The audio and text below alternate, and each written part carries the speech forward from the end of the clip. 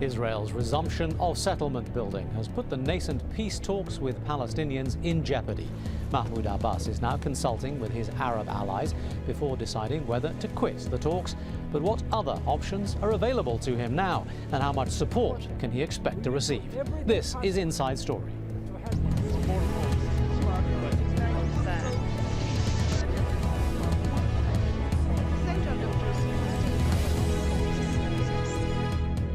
Hello and welcome to the programme. I'm Taimur Nabili.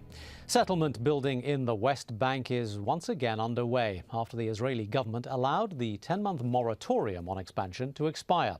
Not that the building had ceased entirely during those 10 months, but for that short time, all parties, for the sake of expediency, had agreed to turn a blind eye to the realities. But now, with the Israeli government giving the go-ahead to further building, the fragile basis for these recent peace talks has again been undermined. And President Mahmoud Abbas is once again trapped in a seemingly impossible situation. For the moment, he's still in these talks, even though a halt in the settlements has long been his key condition. But what next? It would seem he has just three options. Firstly, he could continue with the peace talks in the hope that the Israeli side might reciprocate the goodwill gesture. But in doing so, he'd anger those who say he has conceded too much already. Secondly, he could declare the talks dead and encourage a third intifada or uprising. This would at least appeal to those who believe in the moral justification of a resistance movement. And finally, he could make an appeal to world leaders and demand a UN resolution recognizing a Palestinian state on more or less his own terms. But any of those paths would be tricky without the support of the international community. And so far, most of the players have declined to overtly criticize Israel's decision, let alone throw their weight behind Abbas. The official U.S. line was voiced by the State Department spokesman, P.J. Crowley. We are disappointed, but we remain focused on our long-term objective, and we'll be talking to the parties about the implications of the Israeli decision. We recognize that given the decision yesterday, we've still got a dilemma that we have to resolve, and there are no direct negotiations scheduled at this point, but we will be in touch with the parties and see how we move ahead. Well, the UN Secretary General also declined to criticize Israel directly, again speaking only of his disappointment. You have already seen my statement in which I have expressed my disappointment despite the Quartet's call and the whole international community's expectations. I conveyed the same message to Deputy Prime Minister and Foreign Minister Lieberman of Israel this afternoon, to whom I have asked to convey this message to leadership of Israel. Well, from Turkey, the criticism was a little more explicit. For us, the continuation of direct negotiations is very important. But in order to continue these negotiations, everybody must show the good intention and political will. The continuation of the settlement activities in occupied lands is not an indication of goodwill to have a peace. We were hoping that Israel would extend the moratorium and show a goodwill.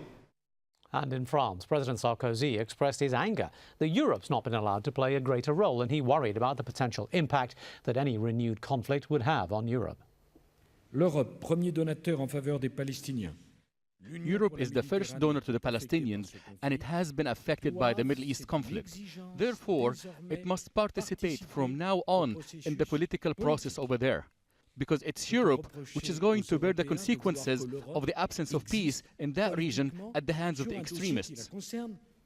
Well, joining us today to discuss the subject at hand are, in Ramallah, Dr. Sabri Saidam, Deputy Speaker of FATAH Council. In Washington, D.C., Youssef Munayyer is Executive Director of the Palestinian Cultural and Policy Institute.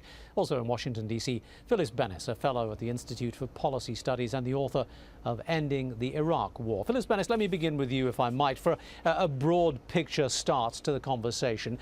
Before we get into what Mahmoud Abbas might do, let's just consider why we're here in the first place and Israel's decision not to renew this moratorium.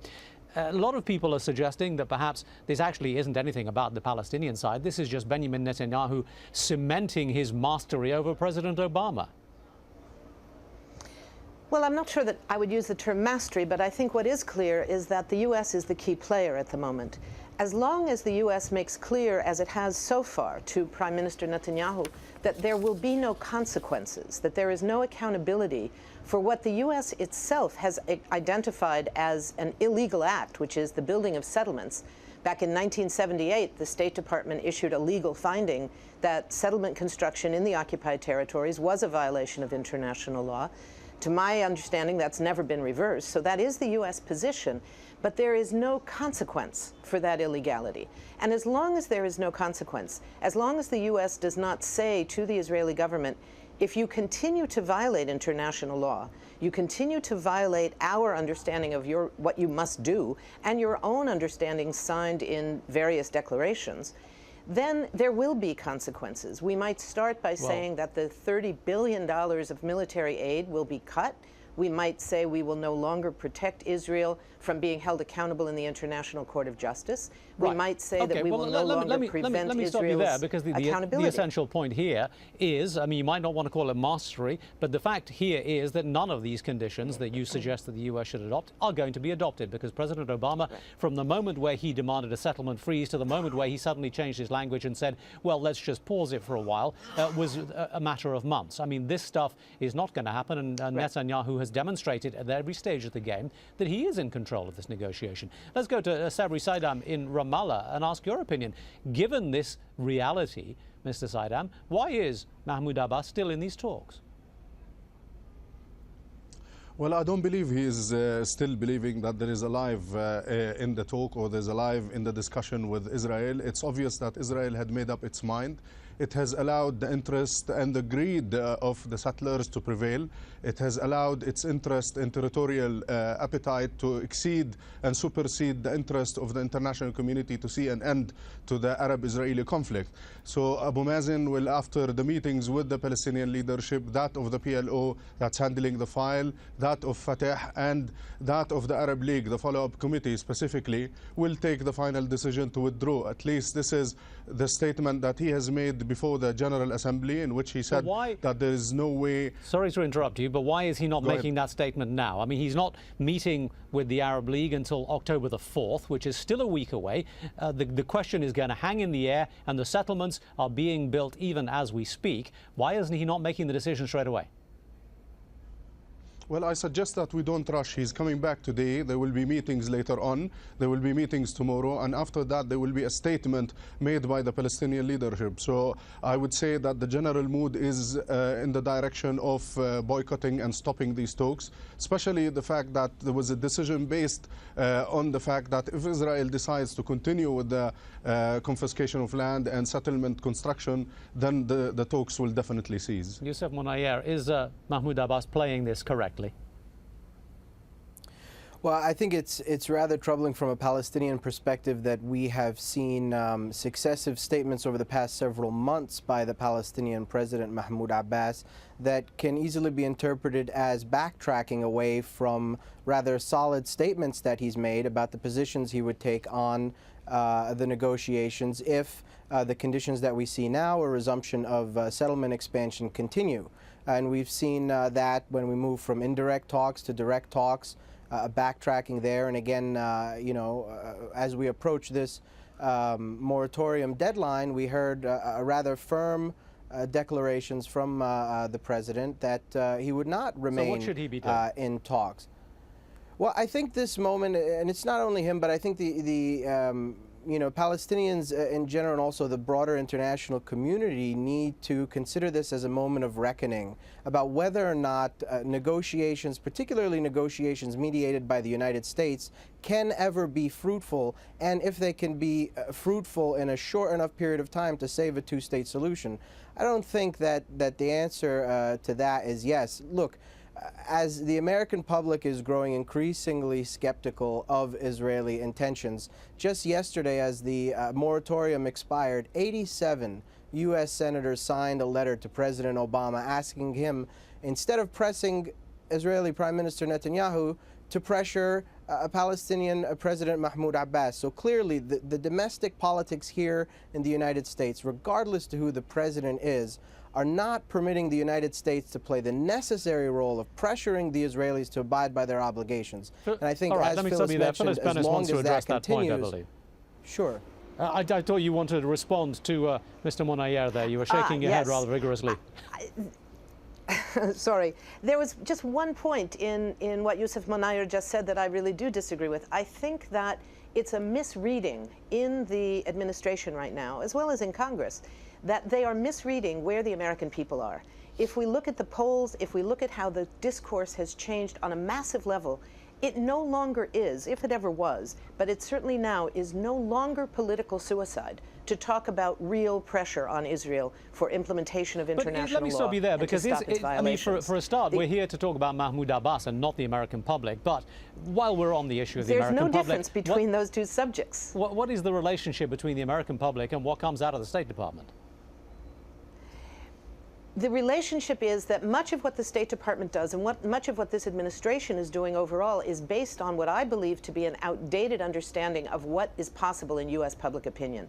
They are not taking into account a recent poll, for instance, that showed that 63% of Democrats, President Obama's own party, believe that the settlements are illegal, built on someone else's land, and should be torn down and the land returned to its original owners. All right. 63%. That's huge, and they're not acknowledging that in their policy. What there needs to be is real accountability here. If it doesn't come from the U.S., it needs to come from the international community. I mean, here we're talking about big picture ideology. We're talking about propaganda wars. We're talking about opinion polls. The practical reality is today, here and now, there is building going on, and there is the potential for some serious damage to be done because of this situation. Mr. Monayer, having said all of that, is pulling out the way forward, because at the end of the day, a lot of people are thinking, actually, that's exactly what Benjamin Netanyahu wants, and will justify him once again calling your side terrorists, getting back on his particular side of the argument, and denying any possibility of a settlement.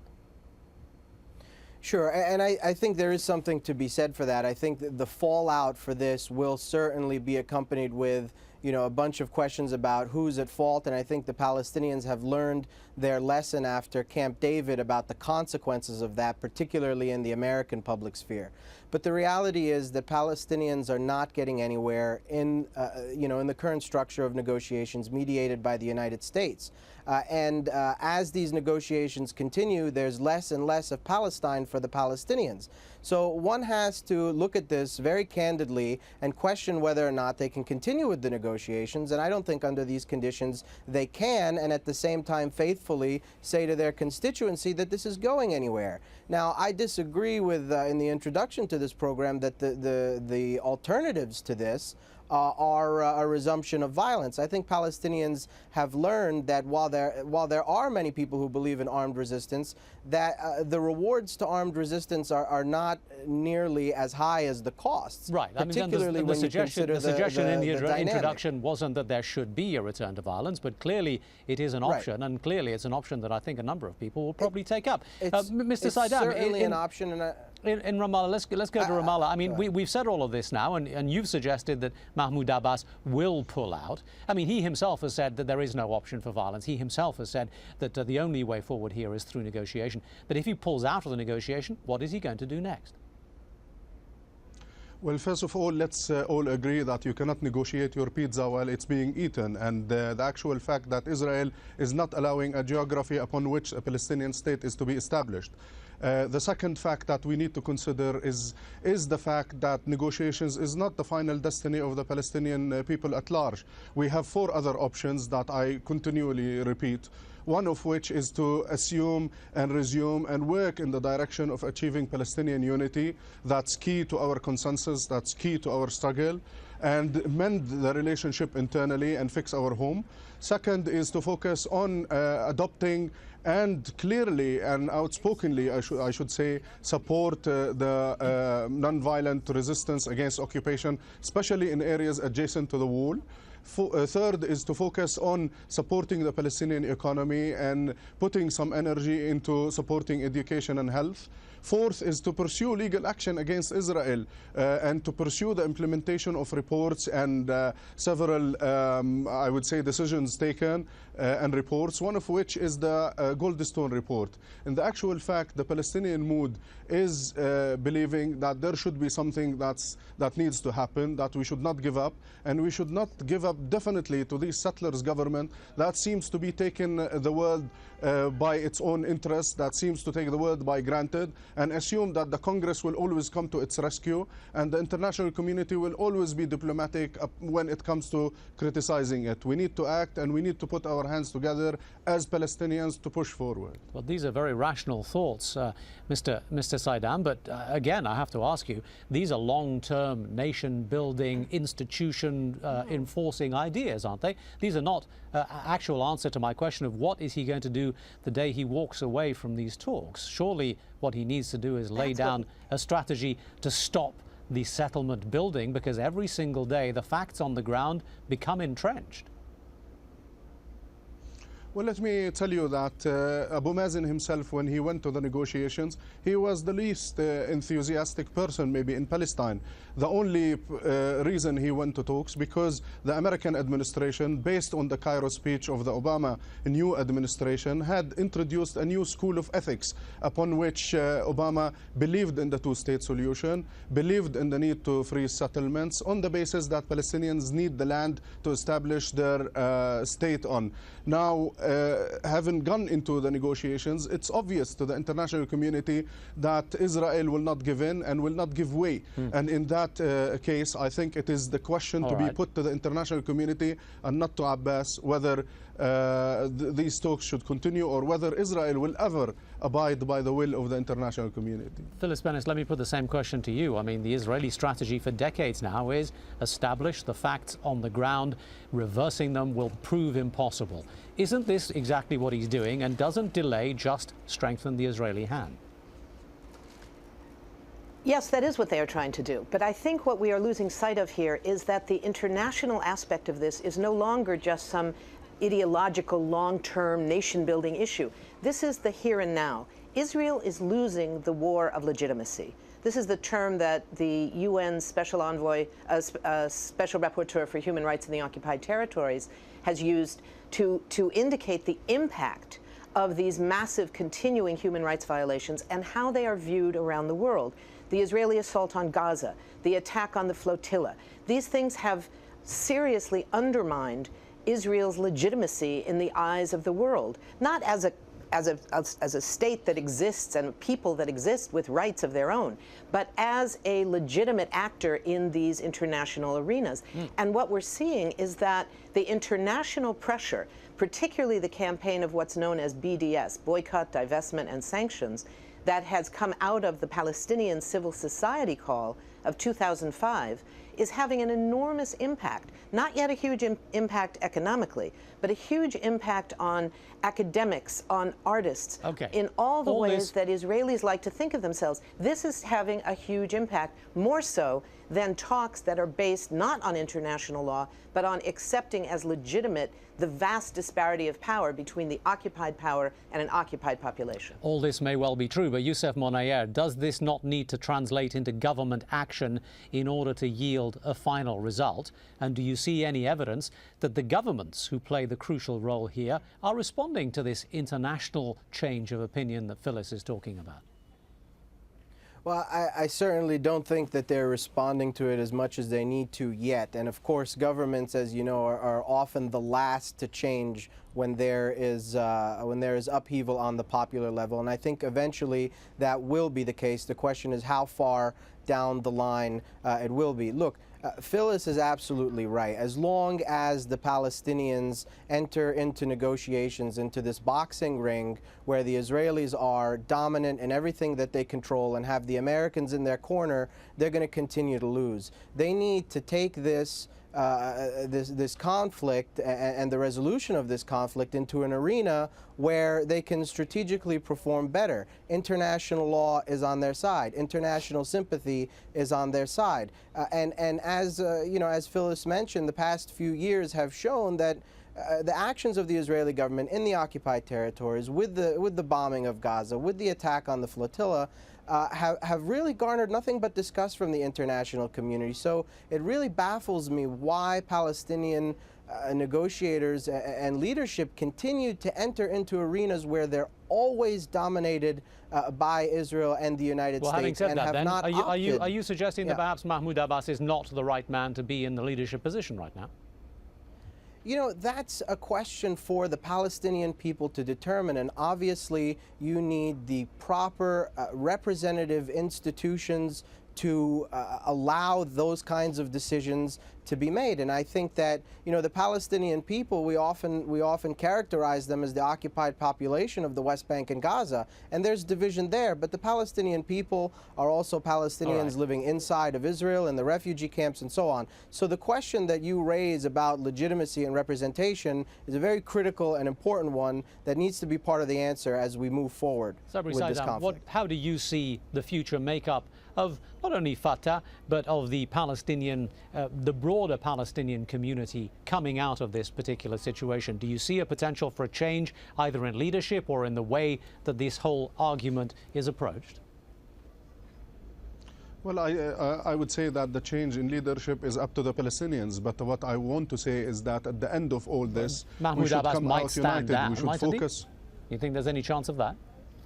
Well, not at all, not at all. This is not an issue that we can debate over a TV interview. What I would say is that the Palestinians at large should come out united, should focus into their inner home, should look into the makeup of the PLO, the Palestine Liberation Organization, and include other forces and join hands collectively to focus on the future. Any divided home will not be able to win. Any divided front cannot express its views and cannot achieve consensus. Very, very quickly, all three of you, as we get to the end of the show, and let me begin with you, Mr. Saidam. You seem to be suggesting that outside of these talks, there is a momentum towards a solution. Do you think that's going to come to fruition? Well, let's remember all that it wasn't only a Palestine-Israel issue. Remember that Petraeus and Gates, the defense secretary, once talked about the importance of the lives of many hundreds of thousands of American soldiers. So this is an American need. The establishment of a Palestinian state is an American need. If the Americans are incapable of achieving the Palestinian aspirations, if the international community is not able to bring Israel to its senses, then Israel ought to be inaugurated as the emperor of the world. All right, Youssef Monayer, a final quick word from you. If Mahmoud Abbas does walk away from these talks, is it over, or is this just another small obstacle that is easily overcome? Well, I think it may be a deadening blow to the concept of American-mediated negotiations. And I think that there is no conflict that doesn't have a solution to it. It's a question of time and what everybody's willing to do to catalyze the process. What we are looking now is a de facto apartheid state. And in the 21st century, apartheid states would not be welcomed into the community of nations. And Phyllis Bennis, very quickly to you. You're suggesting that the U.S. needs to change its position. Do you see any evidence that President Obama is going to go back to what he first said, demanding a freeze, demanding action, making a difference?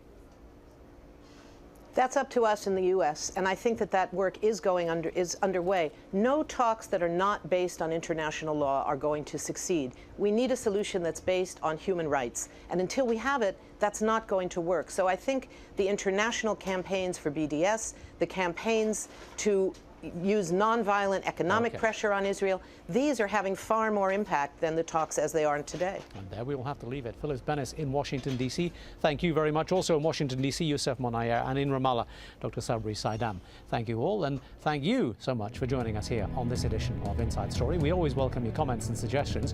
Our email address is insidestory@aljazeera.net. But that's it for now. Bye-bye.